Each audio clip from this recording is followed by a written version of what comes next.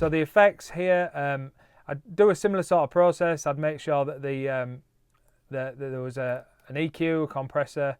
I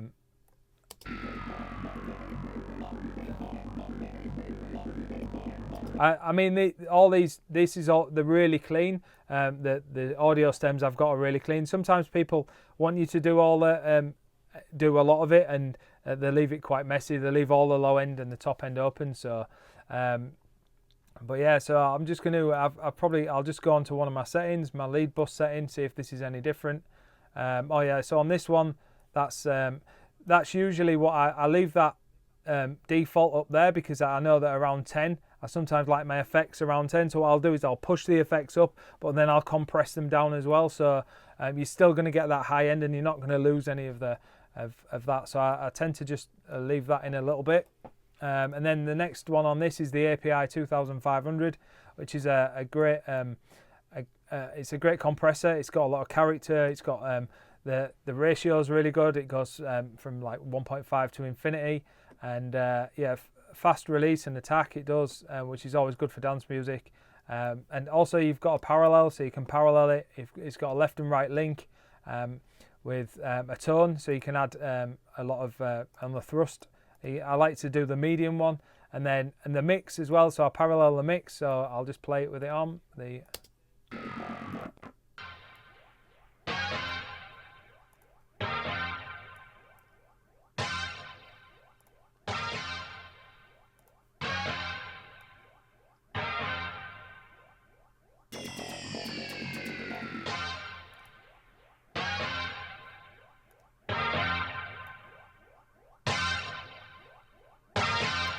I use this for like this. I mean, you can see the setting I probably chose and changed. It was the vocal leveler, but there's so many good ones in this. It's emulation of the hardware. So you've got your VU meters, so you can see what it's actually doing. But I just tend to use this for early on in the chain.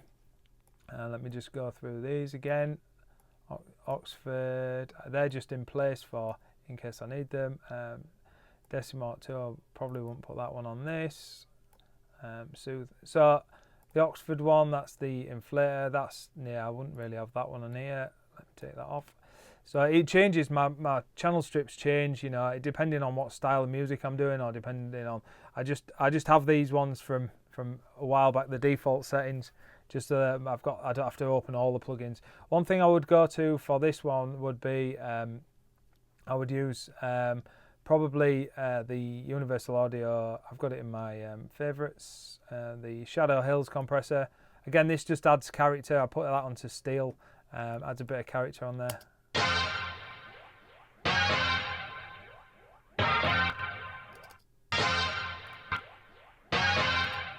A couple of preset settings I like to go to is the vocal ones. I use this, that's what I'll get to next, but the male and female settings on those, the way that it's set up, the way that it responds to vocals is really good. And you'll find that if I do that with Shadow Hills on the effects, it also gives it the similar sound on the vocals, so they gel together.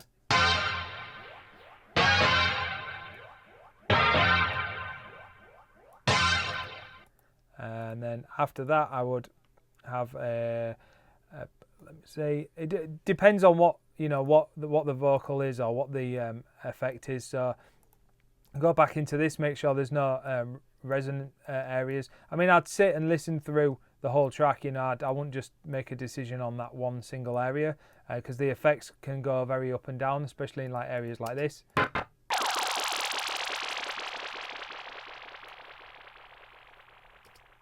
So just to give you a general idea, that would be that one. Then the vocals, similar sort of thing.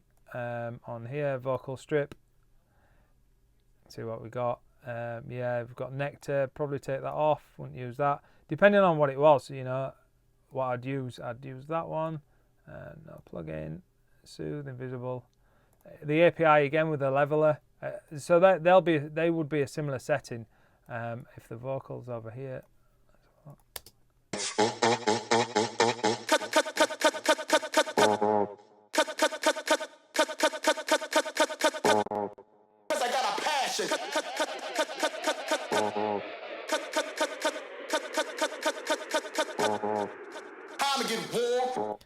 The trans mod would be there if I needed transients, but I don't need transients on this. So Shadow Hills, API, then Shadow Hills.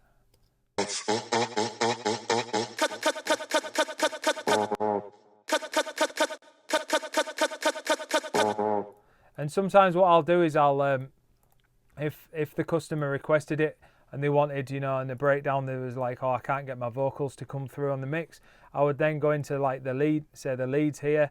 I would open this up and then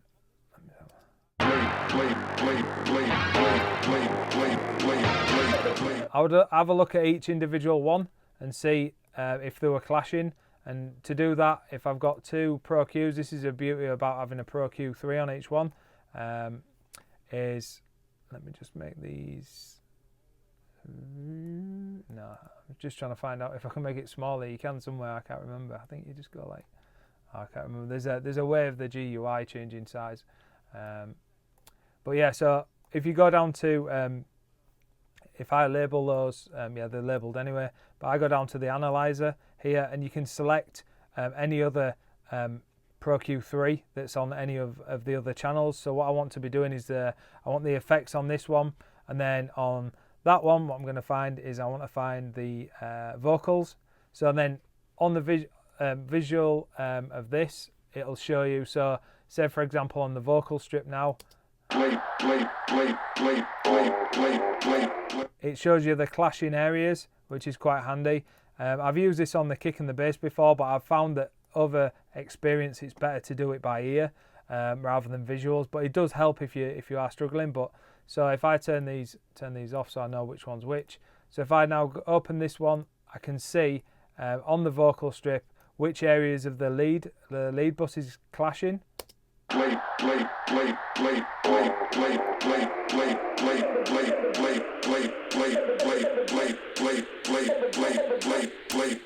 So sort of like 1 to 5 K. So now what I would do is play them both at the same time.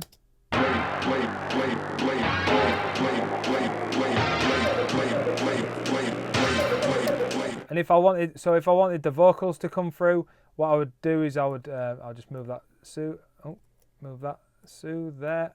I would create another soothe before that one, a soothe 2, and go to the flat setting like this, and then I would create a sidechain. This is similar to a wave shaper.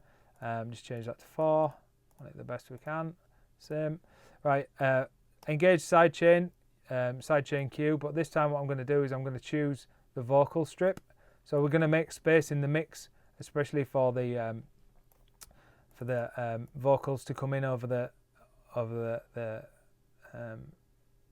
lead bus. Sorry. So yeah, so those would be there. So I want to do sort of 1 to 5. It was, I think, 1 to 5, because I could see from the Pro Q that it was those frequencies. So I only want it to affect that area and bring in. I'm going to dial this in and see if you can tell the difference.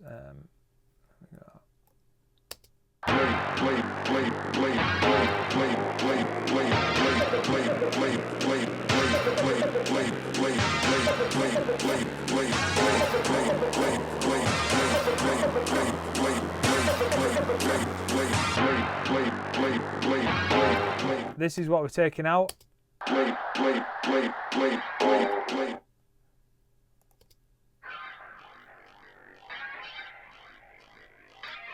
So you've got to be very careful with this, because some parts you don't want to be doing it. You know, you can really ruin the sound, especially if it's over a full mix. But if you were to do it in individual stems, or you wanted to do it just on one certain part, it's really useful. So.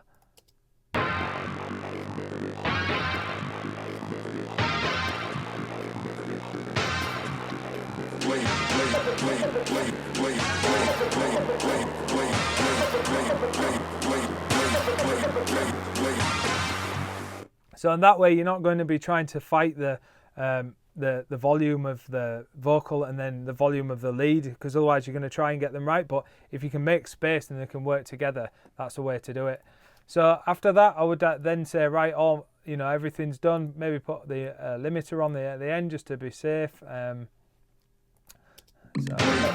then what I would do is I would, instantly I would just probably drop these channels down. If I was doing an in the box, I would use these for getting the volumes right, and then if there was any automation or any final bits done. But I'm just going to have a listen through and see if anything jumps out. Usually what I try and tend to do is use the processing to do the mix work instead of doing it with the volumes, because I like to save these for the end in case I ever have to do like any automation volumes. Say for example there's something poking through with the mix I'm not happy with. Yeah, I'll save that to the end, as well as if you've got all the automation volumes and then you decide you want to change the processing, it can make things a little bit messy. So I'm just going to play that from here, just from the I'll do it from around here, so it's the beefiest part of the track, and see like on the master. I'm just going to have a quick look and see what's going on, see if there's any phasing, if there's anything. I'll look up there on the flux, see if there's anything that I can spot that's going to jump out that I need to go and do some work on. Usually what I do is I'll prep the mix. If anyone sends the mix in for mixing and mastering, what I do is like one day I'll prep it all, I'll go through it all, make sure all the audio's okay, I'll open up RX. I'll quickly show you how I can do that now. So the drums here, what I can do is go down to edit, I'll go down to open in Isotope RX editor. If you've never done that before, or you don't have RX, or if you use something else, another audio editor, if you go down to the bottom it'll say open in select an audio editor, but because I've selected this one it'll know it's this. So what I would do is open this up, and you can see that there's lots of tracks there, but what I've got already, so you can see it's imported already all the information. So this is really useful as well if you've got a problem with say I had a problem with the drums in a certain area, over here, say that bit, I can zoom right in, I can highlight, I can also use the heat map to see if there's any, if you see any lines in here where there's anomalies, if that's the right word, of those areas. And you can do a lot of, you can see your metering, you can see you've got all your adaptive phase rotation and all different things in here that you can edit a piece of audio that's in your project out here. So say for example, I don't know, you can even put a plugin on. So if I wanted to put like one of my plugins on here, I could put it on, and then you can listen to it, preview it, bypass it. You can do it all out of Logic, so you don't have to be in the project, which is really useful.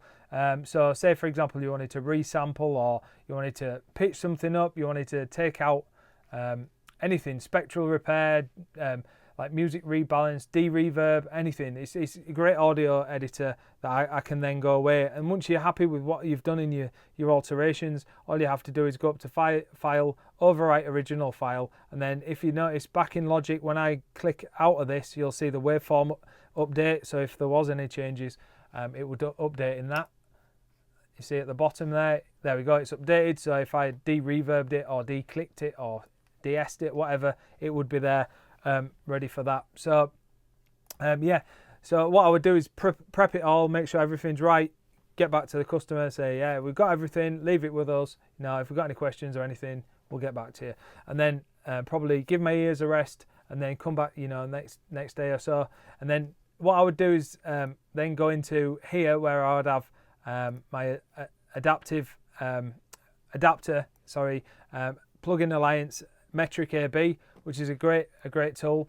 It's great for referencing, it's great for metering and everything. So if I was to just go into, let me just get some tracks out of here, Dropbox, music collection, just let me grab a load of this one. I know there's plenty of mine in there, I don't want to put all mine in. So 2021 live stream, there we go. So if I just threw all those into there like that,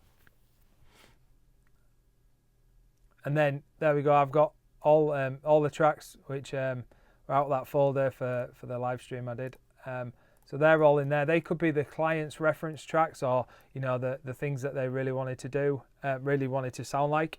So you can flick through them. There's a few others. There's Magic AB. There's the other one by Tom Frampton, the Mastering the Mix reference. There's that one out there. There's a few that are really good, but I like to use this one. So say for example, I've got this one here, this track, and I've got, say I've mixed my track and I'm happy with it. As long as this button here on the A and B is blue, that means it's going to play your Logic project or whatever's in the background. So if I play that,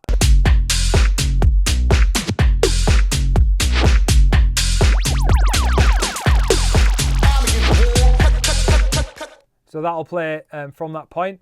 And then in here you've got your reference track. So I can, if I click this loudness here, I can match it so that it'll try and get the. Oh, it failed. Oh, it's never done that before. Oh, I know why, because it's not playing. So.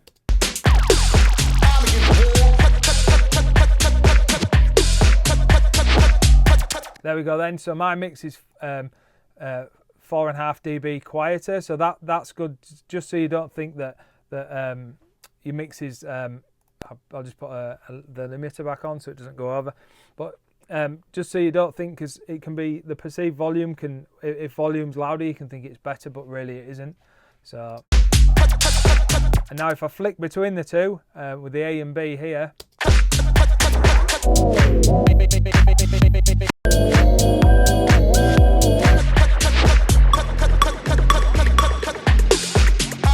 So that's good for seeing the waveform, the arrangement and everything, and it shows you whereabouts in your track is, what the track is that you're referencing there, and then you can just flick between them.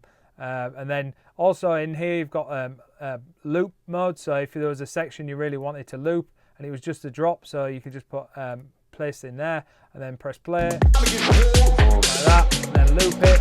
So you're going to make a loop point in that, so it'll always do that, and then it won't roll off to the outro or anything like that. But yeah, if you go through, and it's really useful for me to just get a ballpark of how the mix is sounding. You can look at the spectrum as well from both of them. You can have the single, so I want to just look at my spectrum on here. So I'd sit and play it through and see if there's anything jumping out. You can change the spectrum to both of the tracks, so I could have with the Mark Spence one here in the background, and this one's going to be the orange one and the blue one's going to be yours.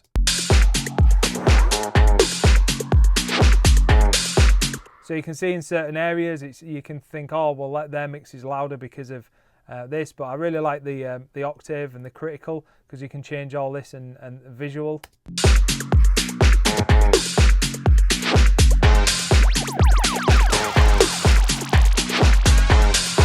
So you can really see, like, if there's theirs has got a lot more weight, and if there's so many things in there. There's also this feature which is really cool. So if you were just working on like say your sub bass, you can hit sub. So I could just listen to the low end in my track here, and then I can move the parameters, the filter.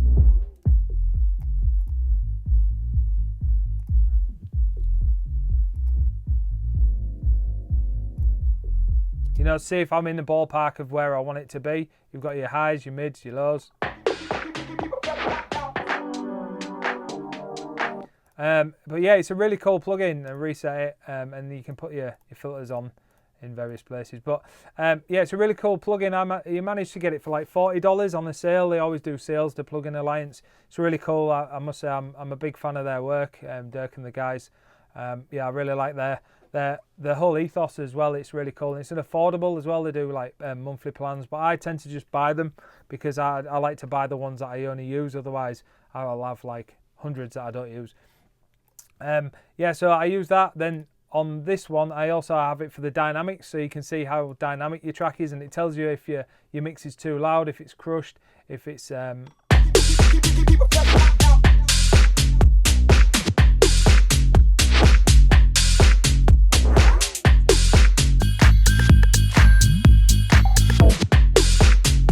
I can see mine's dynamic, but it's not quite loud enough, obviously because I've not fully mixed it all and got mastered it and things. But that's a mastered track what I'm comparing it against, but that's really cool to have a look. And then you've got all your loudness meters in here, so you've got like your Spotify ones and different like levels, so it's really helpful if you want to master it for if you want to master for any streaming services or anything like that. So yeah, for a plugin, I'd really recommend this one. It's really cool. It's got your correlation and your stereo.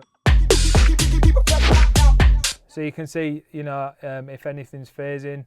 But yeah, it's really good. One thing to mention though, if you do buy this plugin, one thing I've noticed is when I use it on mastering, if you leave it turned on, it does affect, it really does affect the sound. It adds like some sort of, I think it must be the way it processes the audio, but it does affect it. So always make sure you turn it off. Another thing to bear in mind as well is you might have the same tracking, you might have a version you've done before. Like I've got my raw version, the mastered version here, so.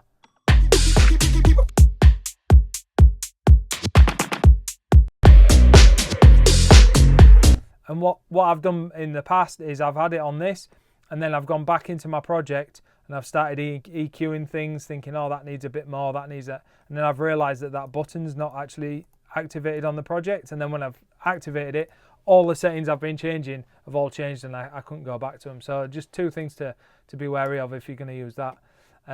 Tonal balance, I can show you that now. That's to show if we're in a ballpark with a mix.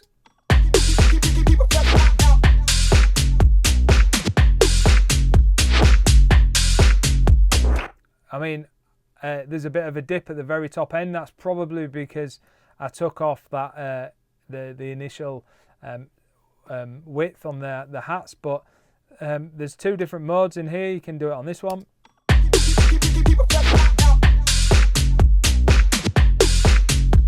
So if you were doubting, it's really good just for a quick, a quick visual. Really, I don't use it often. It's just in case. Sometimes it's just good to look over and go, oh, hang on a minute, why is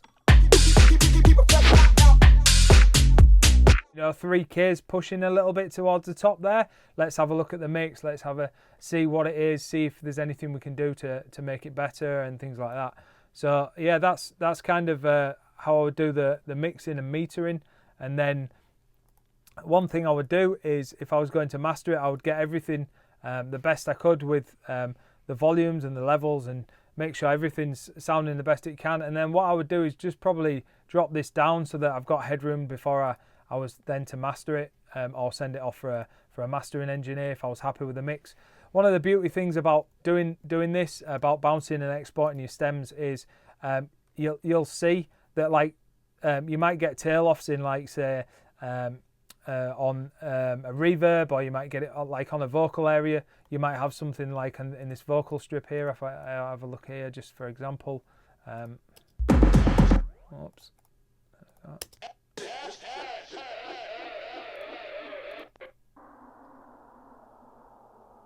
See, on that part there in the track, I probably wouldn't have necessarily heard it. So what you could do is, if it was your own track and you wanted to really get a bit more extra production in there, you can chop it off. So you know anything on that point there, what you're cutting out, you know that's going to hit a silence. So when that hits the silence, you know that those two bleeps there, I know that they're going to definitely cut through with nothing else in the background anywhere. Just make sure that on your audio you've got it's got the fade on here, or use your fade tools there on the edge just to take off any clicks, any unwanted clicks. Same with your ins as well. So just make sure that I usually put that on 1 so it doesn't click where the data is. So if we listen to that.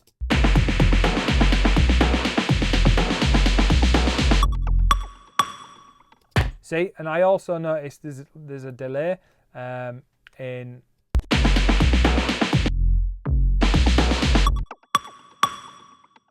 You see, I noticed there's a delay in there, and that might not have necessarily been wanted. So what I would probably do is zoom right in onto this and go, right, there's that click. Let's get right in on it, and you can really sort of surgically get in there if you really wanted to get a bit more into it, and you really wanted to make your mix tighter and everything. And then you could there's things you can do, like you could put a gate on it, so you could gate the sounds. But all this sort of stuff I really love doing. I really like, I love working with audio over this is probably not going to work because I'm going to lose the space of the reverb, but I love working with audio over MIDI because you can just sort of get a lot deeper. So So you can really, you know, you could, if you wanted that effect, you could really do it like that.